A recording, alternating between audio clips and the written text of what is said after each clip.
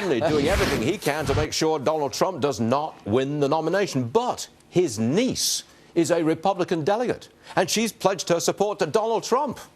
Doesn't that make for interesting conversation at the Thanksgiving dinner table? We are talking to her. Stay right there, Geraldo. Okay. I'm sure you're going to interject for the rest of the show. Me? Yeah, you. Donald Trump, huge winner in New York last night. He got 60% of the Republican vote.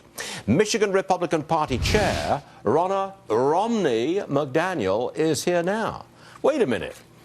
Romney, you are part of the Romney family, and you are supporting Trump.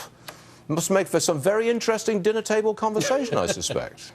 We have a very interesting family, and Uncle Mitt certainly leading the charge in our family, but I'm the chair of the Michigan Republican Party, and I pledged myself to the majority vote of Michigan, which went for Donald Trump. As chair, I remain neutral, but I'm backing our voters. But in your heart, what is it that you like about Trump that makes you support him, and what is it that you dislike about your uncle's position, for example? In my heart, I support the voters of Michigan, and it's important for me to say, as chair, that I'm going to listen to them and their will, because they don't understand this process. All right, wait. In your heart, do you like this guy? I know he's brash, he's kind of foul-mouthed on occasion. He insults left, right, and center. In your heart, do you like that? In my heart, I like anyone who's going to beat Hillary Clinton. And that's going to be our Republican nominee. You think that Trump would beat Hillary in November in a head-to-head matchup? Look at the turnout across the country. The enthusiasm's on our side. The voter turnout is up on the Republican side. In Michigan, we had 1.3 million Republicans come out. We're going to beat Hillary. Any of our candidates are going to do it. And we've got the will to do it in the Republican Party. Well, hold on a sec. That was a broad statement. Any of our candidates are going to do it. Trump will wipe the floor with Hillary. Are you going with that? May I just say first about Rona and her statement? It sounds like, talking points. It is not. It is the essence of democracy. That is what Trump is complaining about, that other states are not operating the way Michigan is. Michigan, the primary was decided. There's a majority winner. The delegates are pledged to the majority winner, and that's the end of it. What Trump is complaining about is how Ted Cruz went sneaking into Wyoming and Colorado and these other caucus states and is rounding up delegates, increasing his delegate count, even as his popularity is plunging. I think Rona is an excellent, and Michigan an excellent example of democracy at work. I can't believe this. We're all sitting around here singing Kumbaya. We've got Trump people, we've got Geraldo Rivera, we've got free market capitalists like myself. Last word to you, Rona?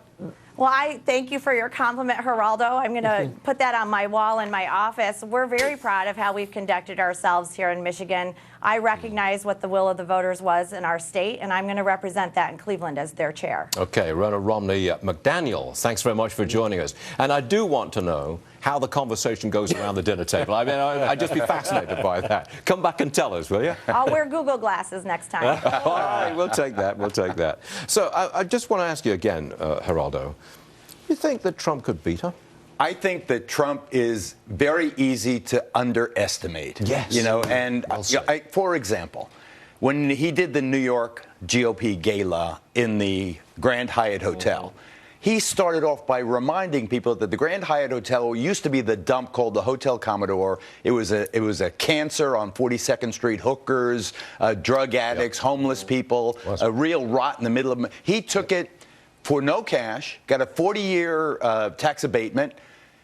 20 years later, in 1996, he did this as a 27-year-old in 1976. In 1996, he sold his half interest, $143 million he made. Wow. So here you have a guy who's, you're a free market capitalist. I am. He takes advantage of the market. He makes a ton of money. And look at 42nd Street today. Yeah. What's wrong with that? It's a tourist mecca. It's a great hotel. Hold on, win-win for everyone. I'm sorry. It's the Republican way, and the more he emphasizes that, the stronger his candidacy. I'm sorry to interrupt, Geraldo, but I do want to carve out 30 seconds for this. I've just got a report from the Washington Post. It's what you were telling us about earlier from the AP. The United Nations is now saying as many as 500 migrants fear dead in a shipwreck in the Mediterranean. They were coming from, was it Libya Eastern to Libya Italy? to Italy.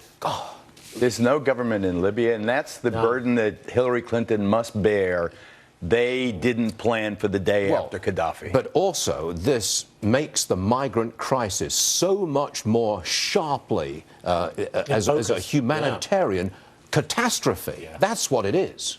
The world is on the move, and how the world deals with it. 500 people. The story of the next decades. All right. Now, I've got to get